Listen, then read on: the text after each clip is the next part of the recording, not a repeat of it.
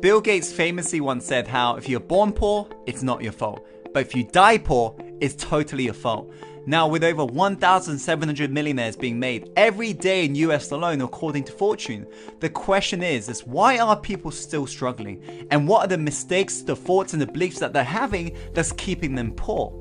Well, in today's video, Insider, this is what I'm going to be revealing to you today, as I'll be breaking down the 5 signs you'll never be rich. So make sure to pay close attention to every single one of these signs, because this may be the very blockage you're having right now that's keeping you from creating the life you truly want.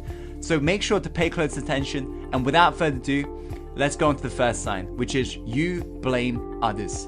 I hear this all the time from broke people out there. They say, Tim, you don't understand. I can't get results because I'm too old, I'm too young. It's my country, it's my government, it's my parents. They put blame on everybody else apart from themselves. You know, there's a great quote that went on lines of how 2 men sat behind bars. One saw stars, the other saw mud. The question is right now, is where is your focus going? Because depending on what you're really focusing on in life, you're going to begin to see more of it. And if you are putting focus on others and waiting for them to change, good luck on living your life, because you're going to struggle. You see, in psychology, we talk about something that's called self-serving bias. And researchers basically discovered how many of us will take the credit for ourselves if things are going good, but we lay blame on circumstances when things go bad. Yes, I understand blaming others is easy. Yes, blaming others may protect your insecurity and ego, but if you don't stop blaming others for your misfortune, you can never take the personal responsibility and become the captain of your own ship, meaning you can never steer it in the direction you want to go in life. So you've got to be willing to take full ownership and realize it's entirely your fault. If you aren't proud, or if you haven't got yourself to where you want to be, realize it's your fault. You got yourself here, and now you got to get yourself out. So let's make it happen and take full ownership. Let's go on to the second sign, which is you justify why money isn't important. Let me put this bluntly.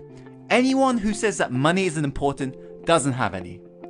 You see, whatever beliefs you got right now in regards to money is either drawing it closer towards you or away from you. The question is, what are your beliefs right now? Because rich people understand the importance of money and the place it has in our society. On the other hand, poor people validate their poor thinking by using irrelevant comparisons. No thought lives in your head rent-free. You end up paying for every negative thought as well as your beliefs right now. And as you're growing up, it's very likely you believe these negative statements that the society told you to believe, such as money is the root of all evil, rich people are greedy. But when you begin to believe this, realize that you are beginning to push money away from you.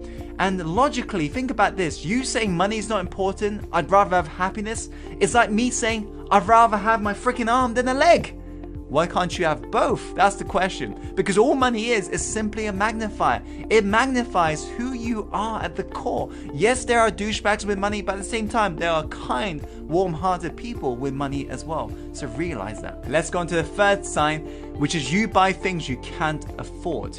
You see, there's no point trying to buy things you can't afford with money you don't have to impress people you don't like. What's the point of that? It's incredible how many people I see walk around the planet today simply trying to impress the Joneses and be willing to get into debt for it. So next time you receive a lump of cash, resist that urge to splash out on something such as a trendy piece of clothing and a new gadget. Yes, the instant gratification may feel good, you may feel special, but in reality, the typical millionaire isn't all Hollywood glitz and glamour. Many live below their means, investing and budgeting money diligently and spending it intelligently, and they only treat themselves if they can actually afford it. If you consistently follow these standards, you too can become rich. So to sum up, spend less time impressing others and more time in impressing yourself. Be willing to put in the work and energy to climb the mountain so you can see the world, not so the world can see you. The aim, my friend, is to be rich, not to look rich. Now let's go on to the fourth sign, which is you've got a scarcity mindset. You cannot accumulate wealth if you view money and if you view life in general with a scarcity mindset. If you believe there's limited amount of money, if you believe when you sell something to someone and you're taking money from them and you believe they're not going to be able to get that back, if you approach life with a scarcity mindset, you cannot accumulate wealth. All affluence really means, the literal meaning is abundant flow. And it doesn't mean having things at all. So you've got to be willing to create the consciousness that invites the abundant flow. The moment you create that consciousness, that's when you begin to accumulate wealth. This is how truly wealthy people remain wealthy, because they approach life with abundant flow mindset. They got the consciousness that attract more wealth. They allow themselves to invest their money because they know what they put out will come back. That's a truly abundant mindset. So you got to get rid of your scarcity and work on your abundance consciousness. Let's go on to the final sign, which is you're not obsessed on your craft. We're living in an age today where people love people with passion. They say, yeah, what's your passion on? What are you passionate about? Yeah, that's awesome. Keep being passionate. But the moment somebody's obsessed, we begin to frown upon that. But if you look at anybody who's really passionate about their craft, look at Elon Musk, for example.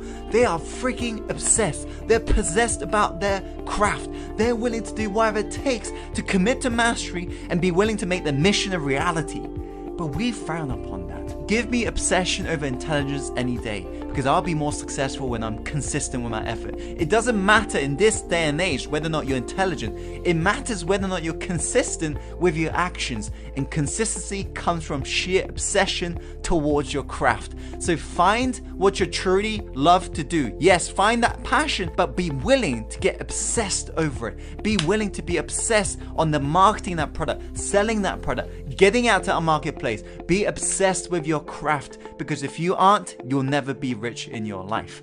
These are the 5 signs you'll never be rich.